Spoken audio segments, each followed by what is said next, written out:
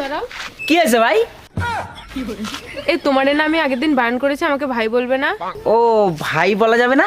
না ভাই বলা যাবে না। ও ঠিক আছে ভাই।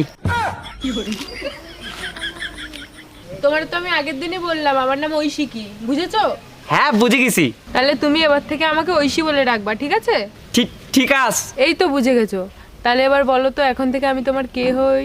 তুমি তুমি আমার হ্যাঁ বলো, আমি তোমার কে হই বলো। আসলে আমার লজ্জা করছে। আমার কাছে বলতে এত লজ্জা কিসের? বলো আমি তোমার কে হই। আসলে তুমি আমার ঐশী ভাই। এক কাজ করো তো, বসো, এখানে এসে বসো। বলছি তুমি কি রাগ করেছো ভাই? না রাগ করিনি, আর রাগ করলেও কি তুমি বোঝো? ও ঠিক আছে, বাদ দাও তালি।